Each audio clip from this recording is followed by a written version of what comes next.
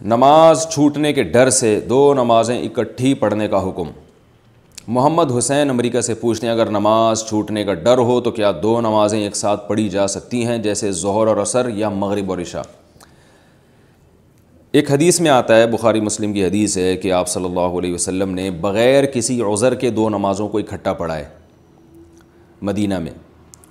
تو یاد رکھیں تمام مجتہدین فقہاء علماء کے نزدیک یہ حدیث اپنے ظاہر پر نہیں ہے، بلکہ اس حدیث کا مطلب یہ ہے کہ وہ جمع سوری تھی۔ سوری کا مطلب یہ ہے کہ ظہر کو آپ صلی اللہ علیہ وسلم نے عصر کے قریب کیا اور ظہر پڑھی، اور جیسے ہی ظہر پڑھی ہے تھوڑی دیر میں ظہر کا وقت قضا ہوا اور پھر فوراً عصر پڑھ لی۔ کیونکہ جو حدیث میں آتا ہے کہ آپ صلی اللہ علیہ وسلم نے دو نمازیں اکٹھی پڑھی ہیں تو اس میں یہ بھی آتا ہے کہ نہ سفر تھا، نہ کوئی خوف تھا، نہ کوئی بارش تھی، کچھ بھی نہیں تھا۔ وجہ اس کی یہ کہ حدیث میں تعویل اس لیے کی گئی ہے کہ قرآن مجید میں اللہ تعالیٰ کا ارشاد ہے ان الصلاۃ کانت علی المؤمنین کتابا موقوتا، نمازیں مومنین پر مقررہ اوقات میں فرض ہیں۔ تو مقررہ وقت میں ہر نماز کا ایک مقررہ وقت ہے۔ اگر دو نمازیں اکٹھی پڑھنا جائز ہوتا تو وہ یہ قرآن کی آیت کا پھر کیا مطلب بنتا ہے؟ باقی سفر میں دو نمازیں اکٹھی پڑھنا جائز ہے یا نہیں ہے، اور اکٹھی کا مطلب کیا ہے، اس پر میں انشاءاللہ ایک پوری دلائل کی روشنی میں کلپ ریکارڈ کرواؤں گا۔ ابھی وہ موضوع بحث نہیں ہے، لہذا میں اس ٹاپک کو سفر میں دو نمازیں اکٹھی پڑھنے کا کیا حکم ہے اس ٹاپک کو میں ابھی نہیں چھیڑ رہا۔ ابھی تو میں صرف آپ کے مسئلے کو فوکس کر رہا ہوں کہ نماز چھوٹنے کا ڈر ہو تو دو نمازیں۔ تو یہ دیکھیں عجیب بات ہے، نماز چھوٹنے کا ڈر ہے تو نماز ہی چھوڑ دی آپ نے۔ جب دو نمازیں اکٹھی پڑھتے ہیں تو ایک نماز چھوٹ جاتی ہے نا، چھوٹنے کا مطلب وہ اپنے وقت پر ادا نہیں ہوتی۔